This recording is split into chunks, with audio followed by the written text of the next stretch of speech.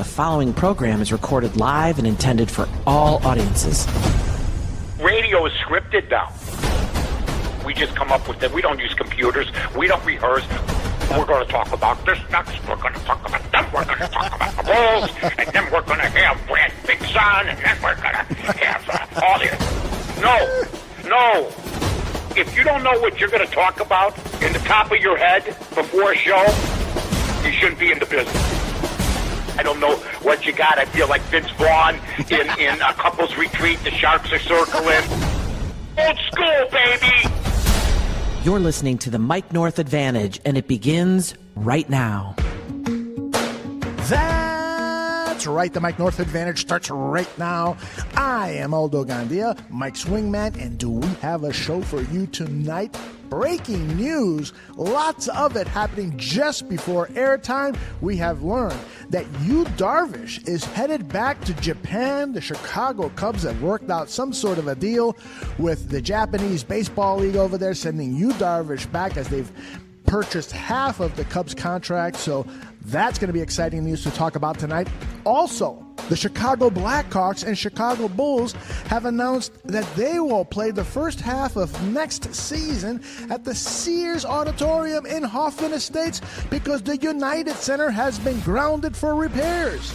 And then there is the huge news that the Chicago White Sox have reached out to Jeff Schwartz, one of the masterminds behind Disco Demolition, to create another Demolition Night, this time with rap music. Can you believe it? Of course you can, because it's April Fool's Day. Mike North, how are you, my friend?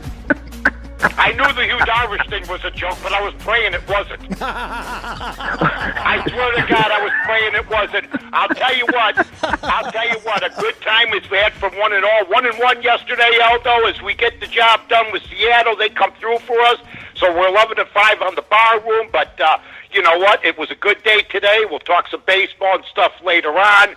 That was very clever what you did. You didn't throw me off because you weren't outraged or surprised enough with the first thing. But you know what? You tried your best. But I fell for about 3 other April Fool jokes today, including that stupid Bear jersey thing with the 3 numbers. I thought that was for real. I almost had a coronary. You know what? I sort of like the idea because they've retired so many numbers. Eventually, they're going to have to go to 3 digits or letters or something. I don't know. But that is April Fool, isn't it? Yes, it definitely was, yes. Thank God. Praise the Lord.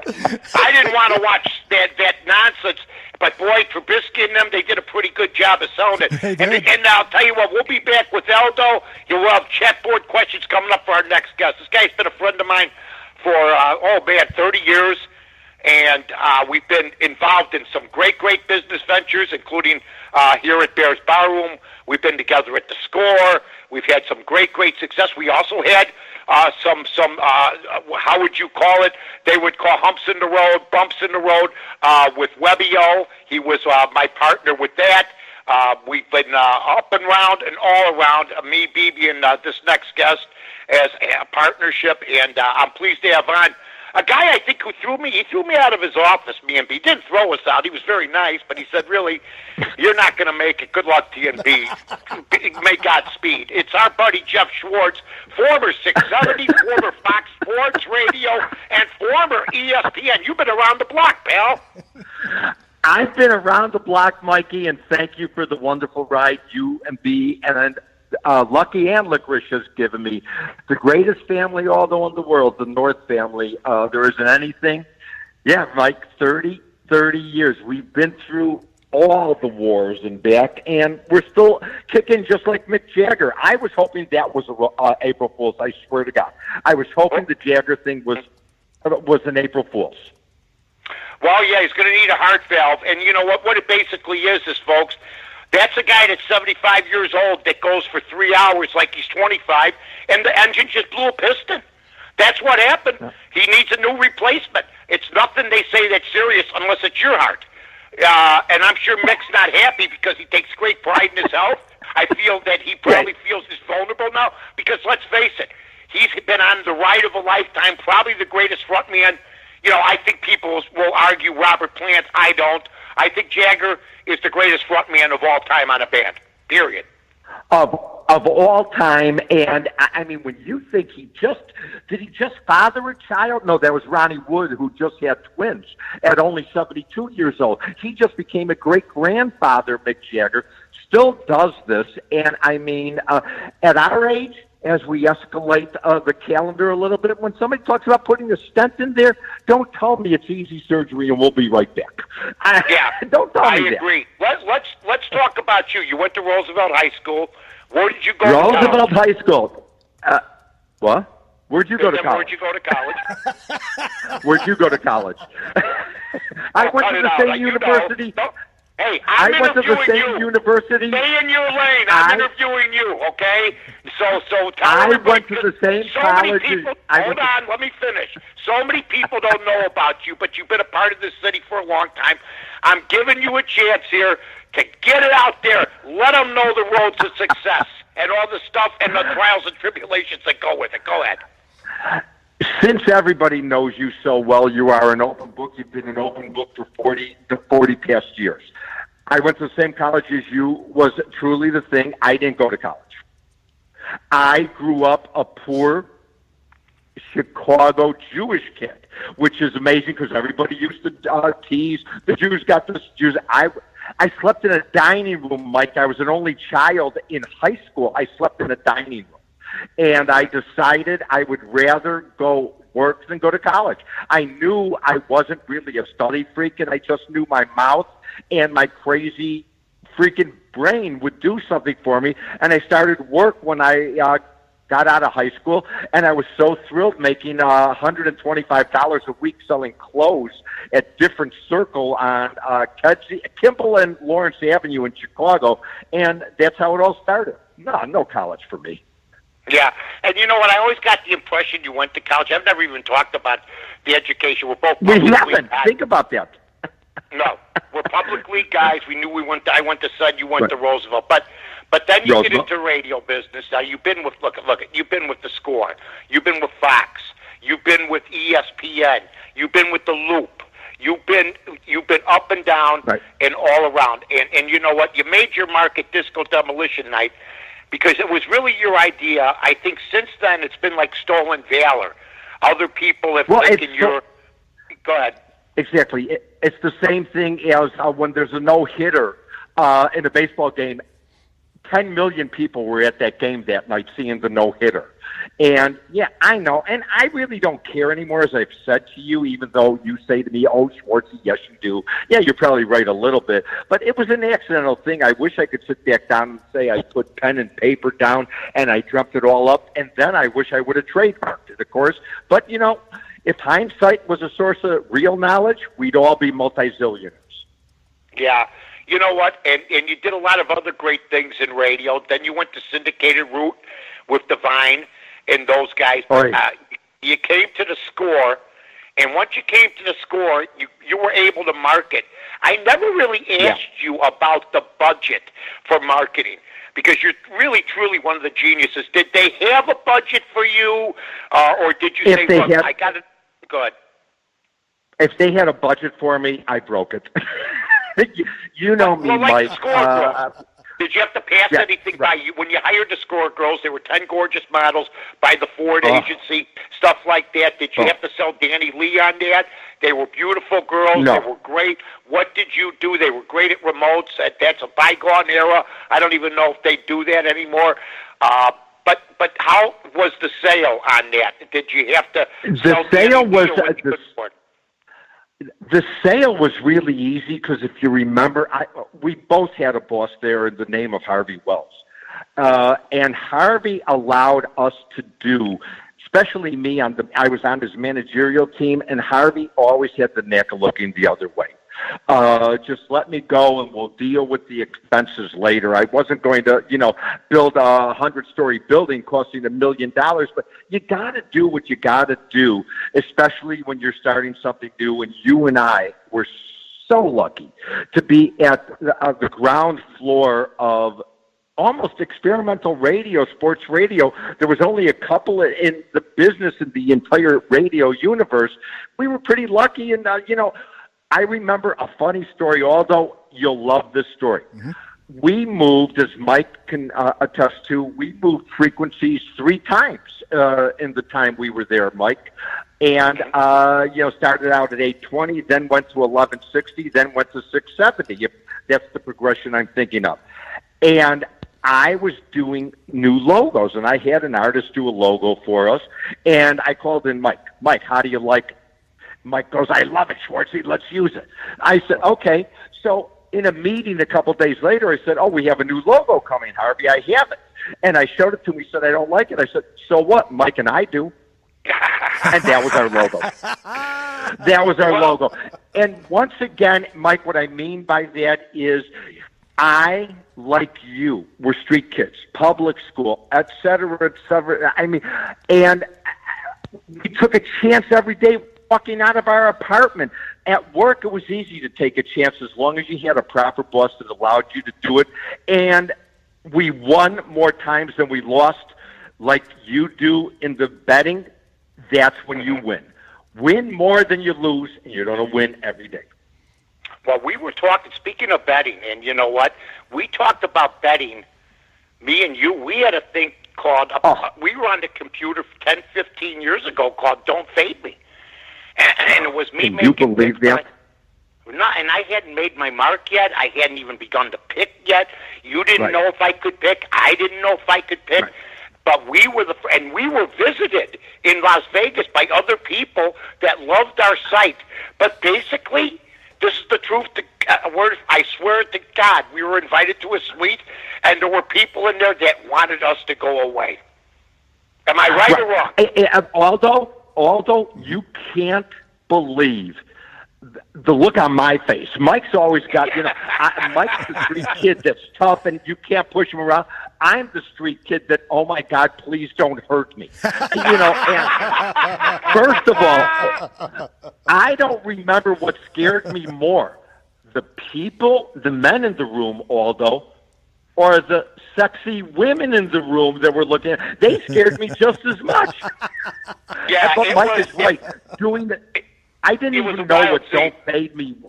Mike, can you explain to your listener, what does the term Don't Fade Me mean that you came up with? Well, what I wanted them to do, and when these guys invited us up, we thought they loved the site, and eventually they said, look, you guys are bad for business. And they wanted... Because you were too good at your job. Right. And what I said was, look, Don't Fade Me means if you go against me, you're going to lose. And they said, we understand what that means, but we would like that to go away. So it was one of those deals. And this was like in prehistoric times compared to the way it is now. This is back when gambling was in the shady business that it was. And it came as a complete shock to us. But you know what? We did get out. It wasn't worth it, and we weren't catching a lot of business on it anyway.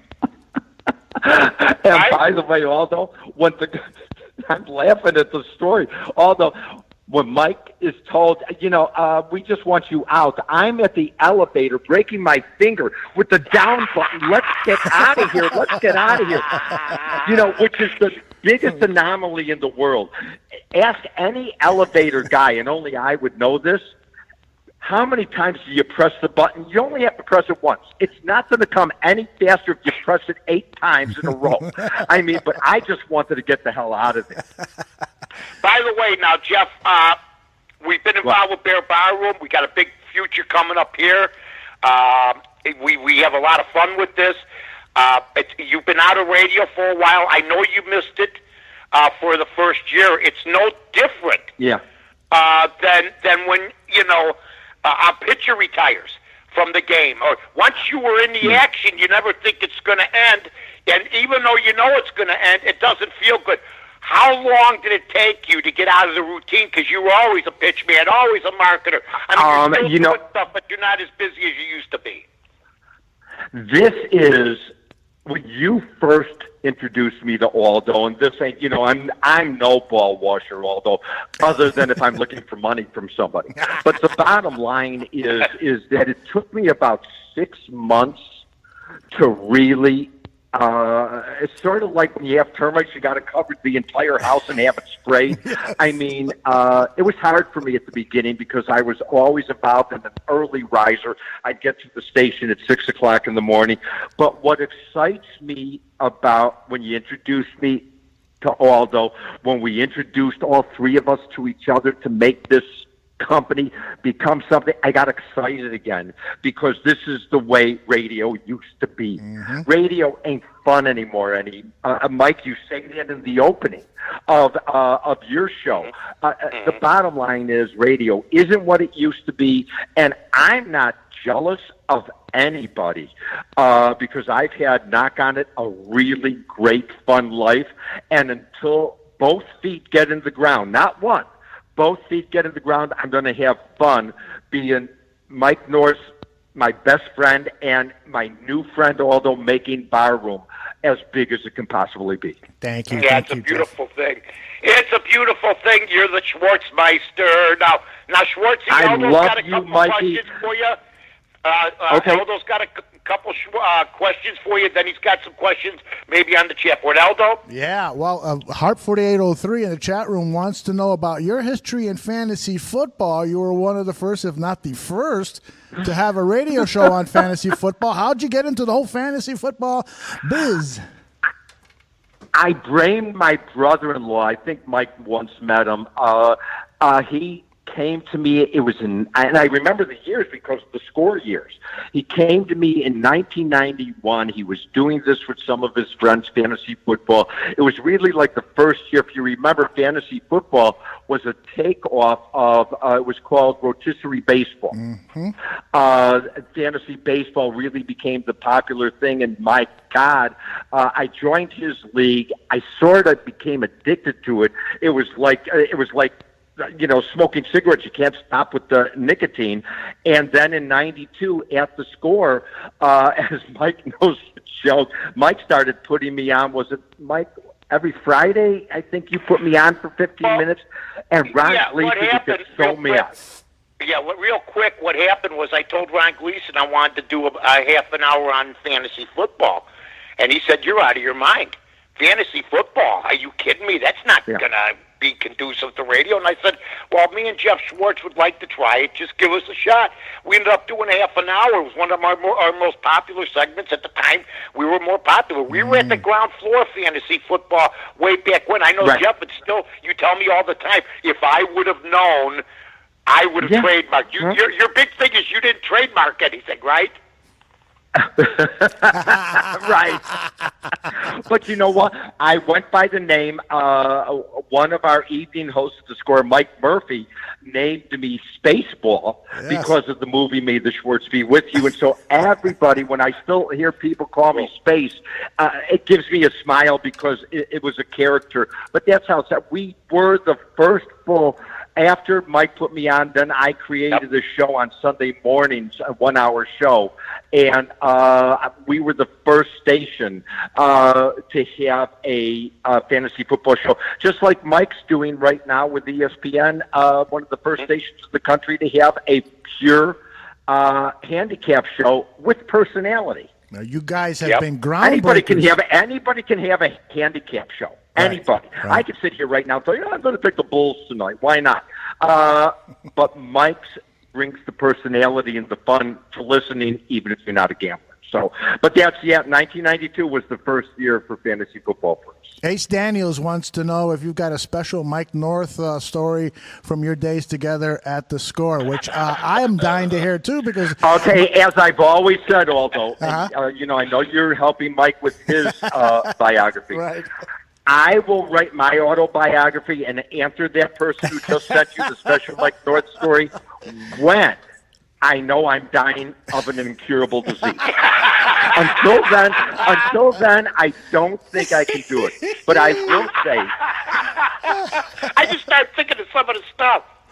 Oh my goodness! The stuff we had is you don't have enough time for this show. We should do a special. The stuff we had, the fun we had. I would drive Mike home if his car was stuck in snowstorms.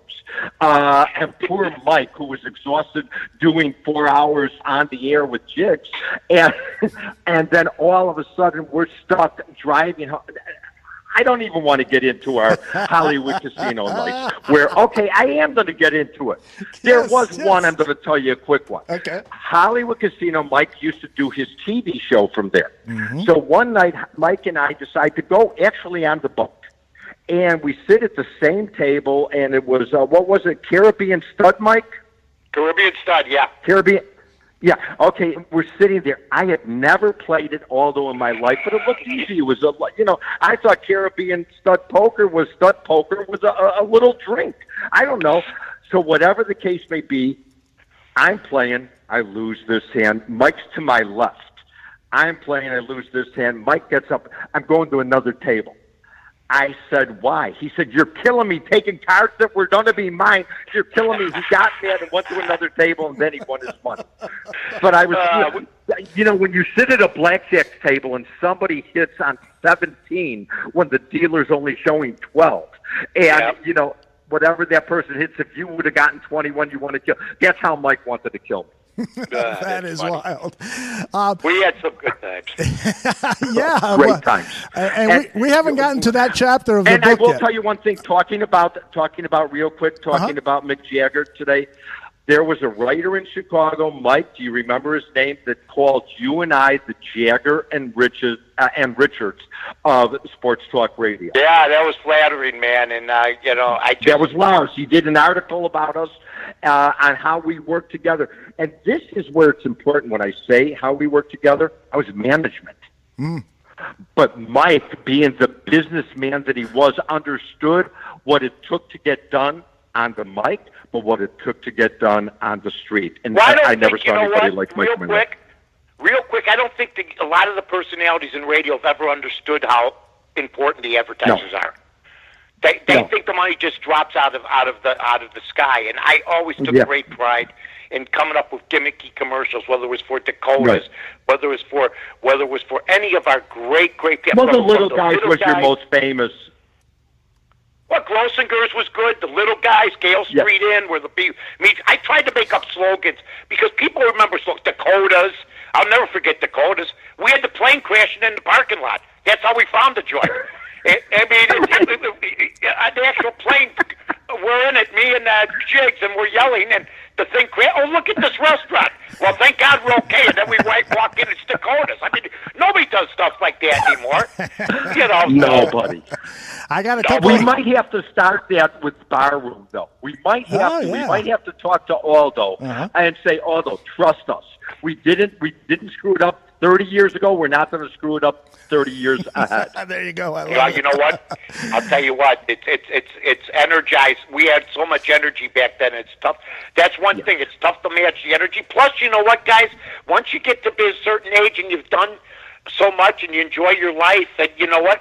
This is the perfect vehicle. That's why I like podcasting. I think podcasting, Jeff, has become so big, and I think it's hurt ratings in a way because I think it has too, because I used to argue about, our biggest competition for radio way before when it was a diary retrieval for ratings was, I thought, the cell phone, because people were always in the car talking on their phone. Now people get in their car and they listen to their favorite podcast. Mm-hmm. And because there's so many, last time I was in Chicago, I understand listening to Sue, my wife, Sue, favorite radio station in the whole wide world was WXRT. Norm Weiner was the program director, a genius when it came to it. And was her favorite radio station, still is, for the music they play. But you know what? You can't listen to it anymore because there's 10 minutes of commercials in between a Beatles song and something else. You can't listen to it anymore. Well, you know what? Real quick before we let you go, buddy, and I appreciate it. I got to tell you, when you do a podcast, when Jiggets and North and the Monsters and the Score, the thing that was great, the ratings, whether we liked them or not, whether they were good or not, those were authentic. And, nowadays they can just blow people off Well, I'm not going to listen at the prescribed time like they used to because there were no podcasts back then. Now you can hear it. And you know what? I like it that way because I listen to Bears Barroom like 4 times a week. You know? It's so damn and don't good. forget... Right, and don't forget what happened. The Netflix of the world, the Amazons, the Hulus, they taught us a different way to watch television. You know, I remember when House of Cards first came out on Netflix, and I said, it all comes out at once? What? Yeah, that's right. You know, and then all of a sudden you're sitting there and you don't stop watching for one. And that's what podcasting is. You know, we are a society. We want it when we want it, not when you're going to give it to us. And that's the same thing. Somebody might listen to this in 10 minutes or somebody might listen to it in 10 days. It doesn't matter. They're going to listen to it. Jeff, before we let you go, people want to know, is there one fantasy football tip that you can give fantasy football players now here in the beginning of April? Anything that we should be on the lookout or anything that we should just kind of back pocket? Because I know how much you love fantasy football, and I know your success at it too. So any advice you have would be appreciated. Yeah. Don't take Le'Veon Bell in the first round. He's playing for the Jets this year. Okay? I don't. And by the way, these athletes have to stop being stupid. They have to stop being stupid. Le'Veon Bell's making less money now than what the Steelers offered him. Okay? Number one, LeBron James, you don't even know he's here, Aldo and Mike. And I hear being now I live out in Los Angeles. Nobody cares. This is a LeBron town. Just like if LeBron would have gone to Chicago, it's still a Jordan town. LeBron, everybody's putting him down for missing the last 6 games, Mikey. They came out, the Lakers today, saying they talked him into it to take off the last 6 games. He's always played 75 or 80 games a season, so I'm not going to dog him. I know Jordan. He played 82 games, the full schedule, 8 times in his career. That's unreal. Yeah. And he played over 77 games, 11 of 13 years. Wow. That's unbelievable because Jordan knew when my mother-in-law wanted to go to the game, I took her. What happens if he took the night off like LeBron does? So exactly. What I'm saying right now. They have, the Lakers have 2 or 3, I forget, remaining home games. What if you were taking your kid, got him as a birthday present to take him to go see LeBron James, and he's out on a boat somewhere having fun or making Space Jam 3? I mean, no, it's not fair. Silver's got to take control of the Stars taking off. You know, he's not hurt. He's not hurt. And just because they're out of it, Yeah. Well, Jeff, we're going to let you go, man, and have a good night. We appreciate it, brother. Good stuff. Guys, I love you. Mikey, give my love to everybody. And Aldo, I'll talk to you soon, my friend. All right, brother. Take care. Happy one. Bye, guys. Bye-bye.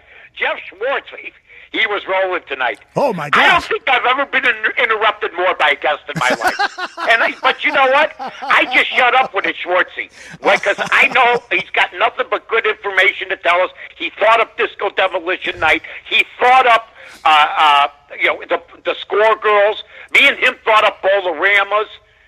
And, we just had fun when we were together. And he's a creative guy, as you know, Aldo. Yes, so, extremely he's been a lot of fun. He's really a crazy guy from Roosevelt High School. I always thought he went to college. I always thought he went to Southern. We never discussed it, which is weird. Yeah, because he knew I was a high school dropout, but he finished high school at least, so that's funny. Well, nowadays, who needs college, right? And he's proven that, 50 years ago? I don't want to tell people how old he is, but yeah, it was probably 50 years ago. No, but nowadays you do need college, it seems like, compared to when, nowadays I don't know if high school dropouts would get hired on radio because it's all corporate. Yeah.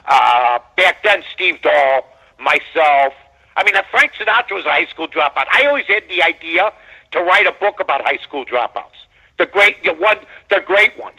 The guys that, went into vaudeville or comics or singers that ended up entertainers, actors, guys that didn't even finish. Alan Rifkin, the guy that's going to do Raging Mouth, he didn't even finish high school at the Academy, Chicago Academy of Arts. Huh. So, yeah, it's just amazing when you start thinking of stuff like that. But I'll tell you what, the Cubs aren't going to go anywhere fast. I'm watching this game right now, folks.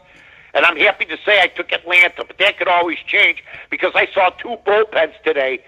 They got shutouts going. The manager goes out and calls David Archer in the fifth inning, Aldo, and after the fifth inning, puts the bullpen in, Clint Hurdle for the Pirates, and they end up losing 6-5. Then I watched the White Sox game. The same thing happens. Both. Clevenger had a one-hitter in a shutout. They take him out. The Sox hit the bullpen, but then Cleveland comes back and beats the Sox bullpen up, including 4 walks. So, you know what? If I was a manager, I said it on Twitter tonight at North to North, you'd have to, if you're starting for me, you got to be conditioned to go 125 pitches at least.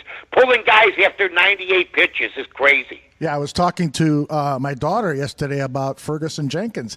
The guy had like over 20 complete games one season. And actually, it wasn't one season. I think in a number of seasons in a row, this guy was pitching complete games like pitchers nowadays are winning games. The top pitchers in the league are winning games. I don't know what's happened to athletes' pitching arms over the years, but they just seem to have gotten weaker. They're throwing the ball faster, perhaps, but they can't go the distance like they used to back when I was a kid watching baseball, that's for sure.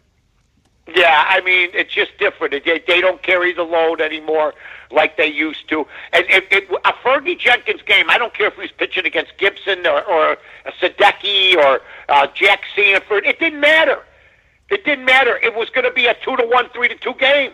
And if he started the game, he was going to probably finish it, just like Spahn did, just like Marichal did, just like the great ones, Feller, all of them. I mean, the nonsense, they take these guys out in the fifth inning. All I keep hearing is how the training methods are so much better now, yet these guys can't go half as far as the other guys used to go. Well, and I was in your office a few months ago. You've got that picture of the 4 Baltimore Oriole pitchers, each of which won 20 games in one season. We'll probably never, ever see that again in baseball, will we? Yeah. Jim Palmer, Pat McNally, Pat Dobson, Jim Palmer, Dave McNally, Pat Dobson, and Mike Cuellar. There you go. They all won 20 games. I was in Baltimore. I saw that picture. I go, I'm getting that baby. And they had the orange uniforms on, man. Yeah, awesome. They had the orange unis on.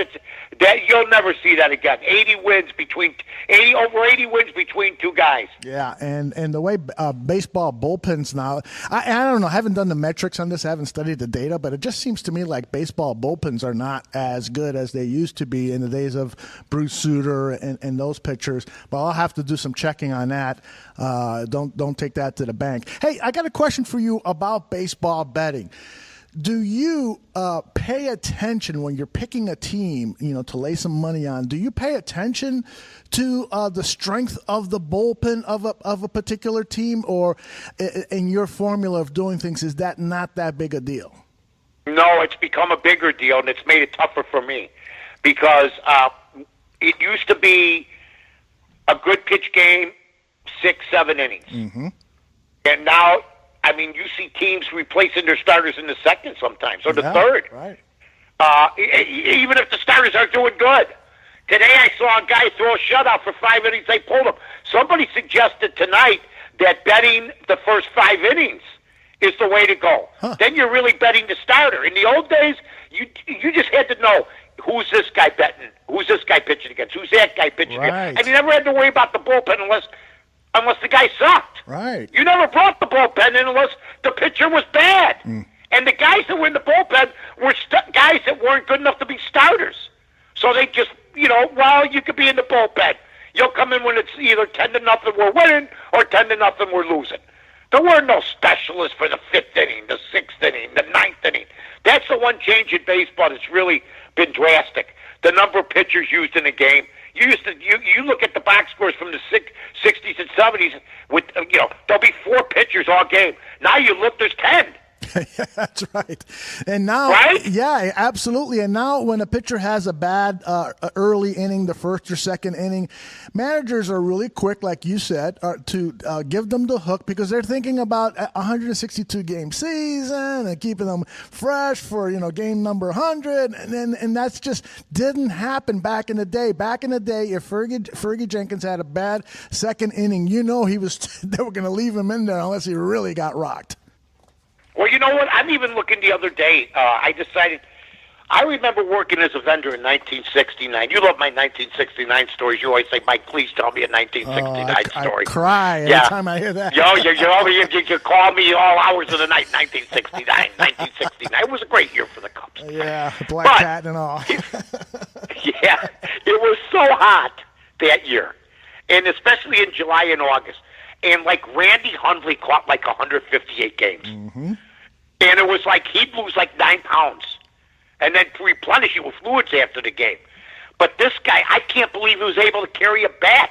DeRocher, by September, these guys, they hit a ball, they have to leg out like base hits, and that would prevent them from being thrown out from right field because they were so tired. Mm-hmm. I mean, they played only 8-9 guys. They didn't play the whole.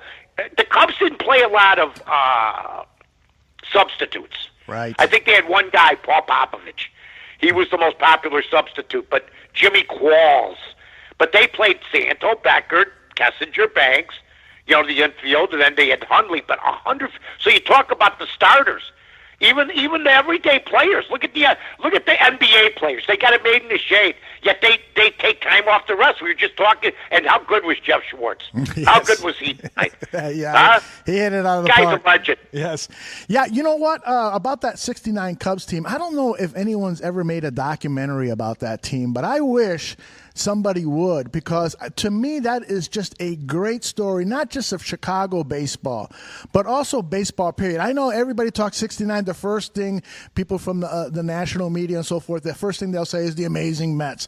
But I think that the bigger story, or just as big a story, was that infamous burnout by the Chicago Cubs, up 10 games, I believe, in the beginning of September with 30 days to go before back then there weren't playoffs, so you won the pennant. You went to the World Series, and that they had it in the bag. But like you said, the hot sun of playing 82 games in 81 games at Wrigley Field, the schedule of a day game and a night game. By the time September rolled along, those guys were dog tired, and the pressure of the Mets. They were under that tremendous winning streak, and it just fell apart. And I remember I was 10 years old at the time. I was crying like a baby because I thought, wow, I'm 10 years old, going to go to a World Series game maybe. Back then you could hop on the Addison bus and get a ticket for $1 or sneak in somehow.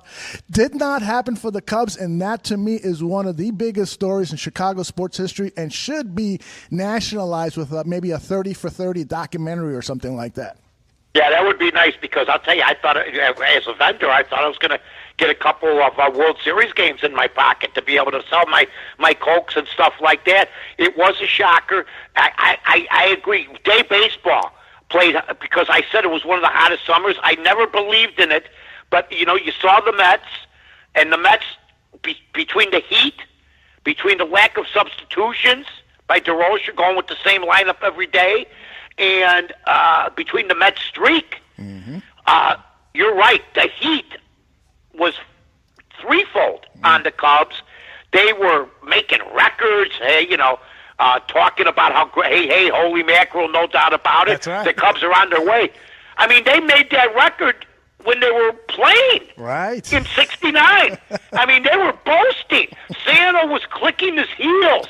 I remember watching Sano click his heels. The first thing I thought was, you know what? That's funny. That's great. The second thing, if I'm the other team, I can't wait to play him tomorrow. Mm-hmm. And it turned out true. Yes. That they came to play the Cubs and gave it all, because Santo was arrogant after wins. It turned into a big thing, running down the left field line, clicking your heels. How do you think the other team felt? Yeah, that's true. I don't know. I don't know if he was purposely arrogant, but maybe he was just having fun. But there's no doubt that it was getting the other teams and the rest of Major League Baseball upset. Those guys really wanted to come to Wrigley Field and kick the bejesus out of the Cubs. But they did. I mean, I remember he got into it with Don Young, because Young dropped a couple balls on the July 4th series. Yes. And he was supposed to be the captain. And instead, there's players inside the clubhouse alienating one player against the other. DeRocher not putting subs in. You're right, a more in-depth deal about this. Not just that the Mets were great and the Cubs played okay and got caught. It's other factors that came into play with the 69 Cubs. Now I got my mojo going. Now I can't be denied here. You got me going now because you're right. You're right, Aldo. There's more to it than just the Mets. Yeah, maybe that's a next book for us at least, or maybe after the book we get into the documentary business and knock that documentary out before we hang. That would be great. That would be Anybody great. got about $6 million? Come see me and Aldo. Or half of We're that. here. We're here. We're just waiting. Somebody's going to drop it our way. We just know it. Well, and that's the unfortunate thing. It would cost that much because just to buy the rights of that old footage, Major League Baseball will probably charge an arm and a leg. All right, we got to talk about the Southsiders. They dropped another one today, 5-3. They are now 1-3 for the season. But there is a sliver of hope here in that their leadoff hitter, Yoan Moncada, a guy that you've blasted on this show. He went 1 for 4. He's got a .412 batting average. His on-base percentage is about .444. He's starting to show. This is a third-year guy. He's starting to show, and only 23 years old, starting to show that perhaps this guy could be a really good Major League Baseball player. And I saw that you tweeted that at-bat that he had to stay alive with the pitcher working him, and he stayed alive to get a hit that tied the game up, or not tied the game up, but put him in scoring position. He ended up scoring to help tie the game up. What are your thoughts now of Yoan Moncada? Do you think perhaps this guy is turning things around? He muffed the ball that everybody knows he should have gotten late in the game. Third base is going to be, I don't care how he started, third base is going to be tough for him. But you know what? They might want to move him to second the way Yomar Sanchez is playing at second base. He didn't get the job done today. He made another bad play. That being said, 442 after 4 games, I'm impressed because you know what? That's an upbeat thing. That may help carry him. I's got to see more. But no matter what he does, he will never justify Chris Sale. And that's what my main gripe with him is. Now at least he's playing decent. I want Eloy to do good. But we saw the great Dylan Covey today get lit up like a Christmas tree. A lot of the prospects are coming through, hopefully. Not a lot of them, but some of them. Moncada, let's see where he's at in a month. Are you going to be telling me he's hitting 330 in a month? Or are you going to be telling me he hit a slump and hit 270 in a month? I just need to see more. That being said, when a guy does what he did today, Aldo, I don't want the guy to fail. I just don't think he was worth Chris Sale. Yeah. And I'll go to my grave on that one. Chris Sale's already won a World Series. So I just think that what I saw today deserves to be saluted. He got a big hit in a tight situation. I think they threw him an off-speed pitch, which he's had trouble with, and he hit it. And God bless him. I hope he does more of it. Well, I've said this a number of times before on this show. I respect your approach towards sports. You're the type of guy that says, I want to see it before I can believe it. And I'm sure. Well, no, you know what? I don't think he'll ever justify Sale. I want to see the 300 hitter. That's what I want to see. You're no doubt. Sure. But if the kid plays good this year, see, I'm disturbed by the pitching. Yeah, they have no pitching. Yeah. They have no bullpen. I think the Cubs got the same problem. I think their offense is going to be all right. I've enjoyed watching them. Renteria went out and grabbed the pitcher, took him out of the game, and I'm saying to myself, what are you doing? Why do you want to go to the bullpen so fast? And he did, and they ended up giving up the lead. Yep. I mean, so I don't know. I think you're right about one thing. We were talking about it earlier. The bullpens are being relied on too heavily in baseball right now. For a while it was cute. I don't know how cute it is now when I watched 2 games today that were shutouts, and the 2 teams that had the shutouts ended up losing the game. Yeah, and it's too bad they wasted that pitching performance by Ivan Nova. He pitched 7 innings, and for the season, the guy's got an ERA of 1.23 or something like that. So he's been a bright spot from the pitching perspective. You just don't want to waste those good pitching performances and blow it. They should have kept them in there. Right. I don't understand it. They can't wait. These managers can't wait, all of them. All right, it's time to get them, 96, 98. Look, if you're going to get hurt pitching, then it wasn't meant to be. I just think that the pussification of America has hit Major League Baseball. They talk about the big money. Don't you want to win? Mm-hmm. I mean, you get big money from winning, and if you're a player on that team, and you're seeing, like, for instance, I watched Pittsburgh today.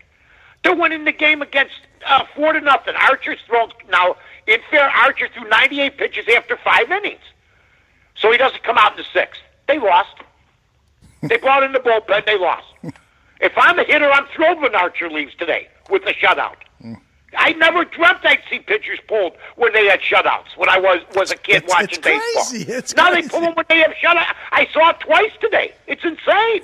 Oh, my goodness. Our man Kevin Janowski in the chat room says, what do the White Sox need to do going forward to become a competitive team? So you're the general manager. Jerry Reinsdorfer says, I'm sorry for all the stupid things I said and did. Mike, come and save our White Sox franchise. I know you love this team. What are you going to do, Mike?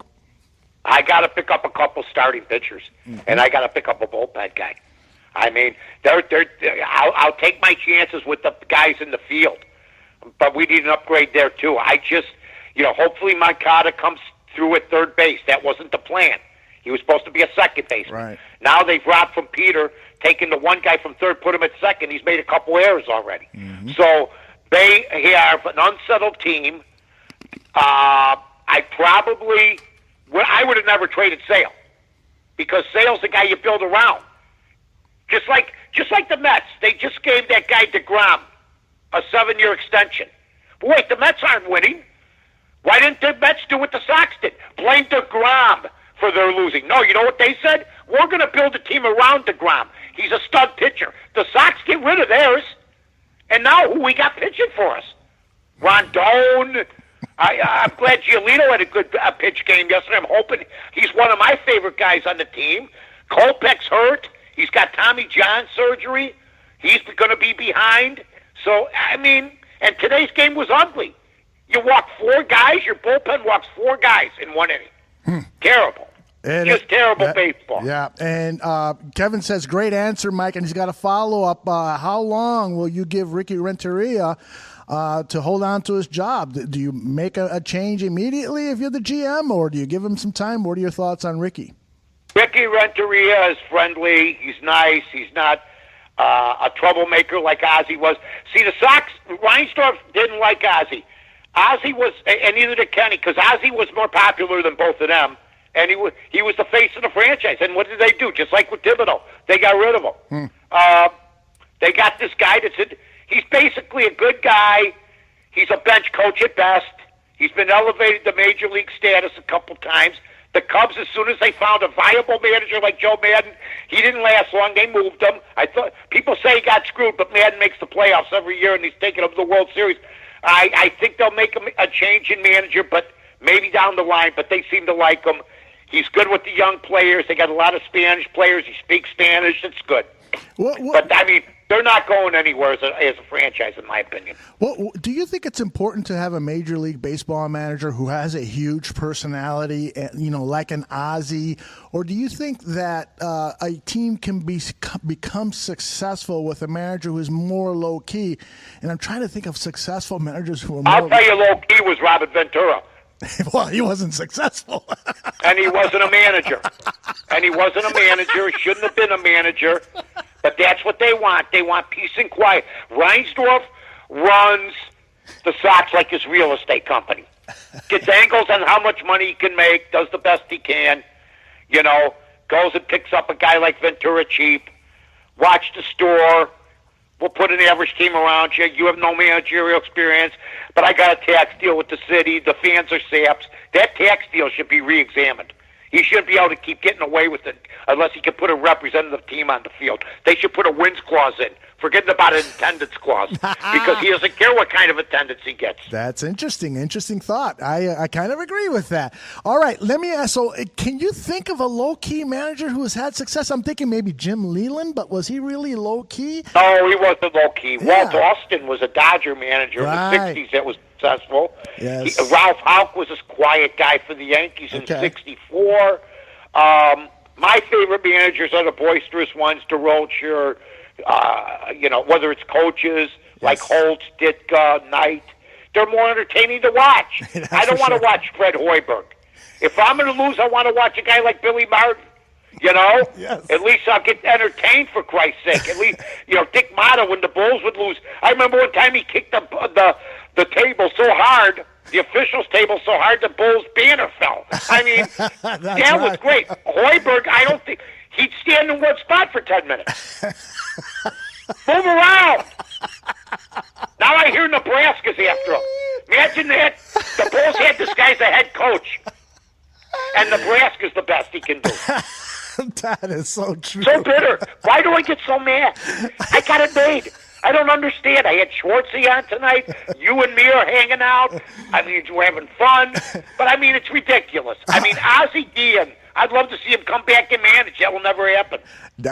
Mike, I'll tell you why you get so mad. Because you are the voice of millions of Chicago sports fans, and you are voicing what they are feeling. We deserve better than this. We deserve better than a Fred Hoiberg. We deserve better than a Robin Ventura. We deserve better than losing year after year after year. And you're that voice, and that's when you carry that anger, you're carrying the anger of millions. I mean, only when they agree with me. Today, Larry Markkinen put out something about, the air's got to get clean. He's a climate change guy, right? I guess. I said, what's got to get better? Your 43% shooting percentage. That's what's got to get better. You know what else has got to get better? You playing a full season. That's got to get. You should have seen his loyal fans. The Finnish army came after me today. I was Errol Flynn going down the staircase with 15 guys throwing arrows at me. Well, it was unbelievable. Probably the climate change guys were offended. Oh my God, they were coming out of nowhere. I mean, and then you read their profiles every so often, and it's hilarious. I mean, they're into climate change. So I said, Markkinen, look. He couldn't have played for the Bulls in the 90s. He couldn't have played for the championship teams. They all smoked cigars. He would have wanted off the team. The pollution would have gotten him. Nobody caused more pollution in Chicago than Jordan when he came in with his cigars, period. Yeah, Every guy on that team smoked cigars. Kukoc, Pippen, Jordan, Harper, they all smoked cigars. Markkinen would get up and leave. Yeah, they smoked cigars. They played 82 games and won championships. What is going on here? Yeah, and this guy's in a boat on the Chicago River talking about climate change. Hey, man, you lived in Finland. Enjoy our town. I lived there 66 years. I'm still breathing. And believe me, the pollution was like China in the 60s in this town. You know that. Oh, yes. Very true. Very true. It was brutal. It was brutal. We used to burn leaves. Yes, that is true. We burned leaves. The whole block. Everybody burned leaves. Nobody gave a damn. Cars, the exhaust would push out smoke. Chimneys going. And you know what? Everybody's fine. Well... We're all good. Well, we'll have to. I don't know. That's a topic for another day. Seriously. I mean, if I'm going to blame the air if I die. I'm not going to blame the things I did, the drinking, everything else. Maybe a bad. I mean, look at Mick Jagger, heart valve problem. He's 75. It's age, right? Yes, of course it is. It's not. I'm fired up. I could do 9 more hours straight. Well, we got about 5 more minutes. A closing topic or two. What do you think about the Chicago Bears reaching a 1-year agreement with defensive lineman, edge rusher Aaron Lynch? Lynch played in 13 games last season. He came up with 3 sacks. The Bears were in desperate need of some depth at that edge rusher position. And so now they've got it with Aaron Lynch. But do you think that the Bears will probably look deeply into this draft and try to find a special edge rusher in the middle rounds? Your thoughts on the Lynch signing? Well, we got to get a running back. We didn't have to until the other day, so we got to waste a pick on that. I like that. I think they'll go one with some defense, but I think they'll both try to bolster the line. They only have a few picks this year, don't they? 5. How many picks they got? 5. It's starting in the 3rd round. Yeah. So it hurts. They're gonna all the good stuff's gonna be picked over. And look, I like Pace. I think he's good at judging talent. I think he could. I like how he found guys like Tariq Cohen and the tight end Shaheen from these small schools. So I think he's smart to look there. Everybody else looks at the big boys. There's some guys that slip through the cracks, play Division II. or other things or play at smaller schools that end up being good. I mean, Tariq Cohen, he should have been on some top-flight program now that you watch him play, right? Oh, yeah, absolutely. That was a find because, we spend a lot of time here in the bar room looking at all these potential prospects and so forth. We did a dozen shows prior to the draft, and nobody mentioned Tariq Cohen. None of the experts that came in, none of the barroom analysts and so forth. And all of a sudden, Tariq Cohen was drafted, and it's like, whoa. Start looking at some of this tape. This guy is a special athlete. This guy could become a special player. And lo and behold, he is. He's not the type of running back, though, who's going to carry the ball 20 times. He's more of a specialty player.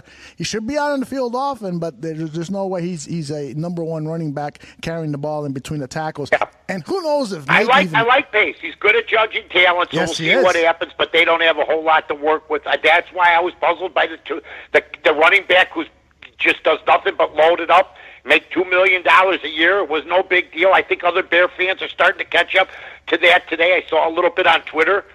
Some fans saying, wait, now that I'm re-examining this thing, I don't know. So we'll see what happens. But you know what? They got to try to match what they did last year. That's right. And they're poor for it. Losing Jordan Howard hurt this team. Mm-hmm. Whether they want to sell, and they helped Philadelphia. I'm sorry, unless he turns into maybe DeMarco Murray. Remember that little fiasco when he was with Dallas and he went to Philadelphia and it just didn't work out? Yeah. They had a different blocking scheme and everything else, Aldo, so we'll see. But I think the way that Jordan Howard was sort of like, see you later, it made me like him even more. He did a lot for this team, so we'll see what happens. He helped lay the blocks down for future success. Yeah, and pretty classy of Jordan Howard at the Philadelphia press conference. He said, I have nothing bad to say about the Chicago Bears, and he's just a classy guy. So we're going to miss him in more ways than one here in Chicago. And by the way, Mike, congratulations. Although our White Sox lost 5-3, you had a little money on the Indians, so you did okay, huh? Yeah, and I also had money on the Braves tonight, so I'm doing okay. I'm not complaining. Baseball's weird because the 5 innings, I might start betting the first 5 innings for baseball because somebody brought it up on Twitter today. It was a good point that they're going to the bullpens too much, these managers. I know they got to find out what they can do, but that's what they have spring training for. Right. I mean, they're at spring training for a month. And all of a sudden, I mean, a guy can't go 6 innings with a shutout like Archer today for Pittsburgh? Are you kidding me? It's a joke. So excuse my ignorance, Mike, and you've been great about excusing my ignorance since we've met. You're not ignorant. Well, while betting I am. So you can bet now on just 5 innings of a baseball game, huh? You can. You can bet on just 5 innings. You can bet on halftime of football games, halftime of NBA games, quarters, the whole thing now. And I don't really like to do that. I like to bet the whole game. Yeah. I'm a guy that doesn't have to work that much, and I have a lot of time during the day, and I like to watch a ball game. Right. I watched 3 ball games today, so I'm watching the Cubs right now, getting their butts handed to them by the Atlanta Braves. It's 5-0 in the 5th, but that's okay. You know, the Cubs, they're going to come back home. I mean, they got throttled the other day too. They're 1-3. They're going to be 1-3 after tonight. So when they come home, they might have a losing record. And this is Madden's final year of his deal. So this is going to be interesting to see if they can turn it around. They don't look good at all tonight. Heart 4803 has our last comment of the night. He says, you have Ricky Renteria to thank for your win tonight because apparently he did something poorly in that Sox game. He went out and got the pitcher. Who was pitching tonight? I'm drawing a blank. Nova. He went out and got the pitcher and pulled him. Yeah. Just, and they put the bullpen. Wait, who pitched today? I can't even remember now. It was Ivan Nova, right? Yeah, I think it was, yeah. Yeah, that's what I mentioned. Hold on. White Sox pitcher today. You love when I talk to the black box. That's amazing. And Wellington Castillo are... Not catcher, James. I don't care. I lost the Sox lost the game. Period. Is it on your computer? What happened? I can't get mine up. Yeah, I got it. But I think it was Ivan Nova. Yeah, it was Nova. So, anyway. I'm aggravated. I'm just aggravated. I bet again. against the Sox, but I get mad when they lose. Can you imagine that? What kind of fan am I? But I gotta make money. I'm not gonna go with my heart. Because that's why that's why I was getting my ass kicked for 30, 40 years. That's right.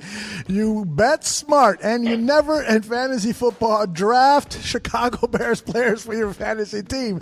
I've never won with a Chicago Bears player on my fantasy football team. I bet you Jeff Schwartz, who I know is listening somewhere, will agree with that. Mike North, here's one bad piece of news. We're not going to talk again until next Sunday morning, 8 a.m., right here on Mixlr. This show will be on your podcast stream in about an hour, and then Sunday show will be on before noon.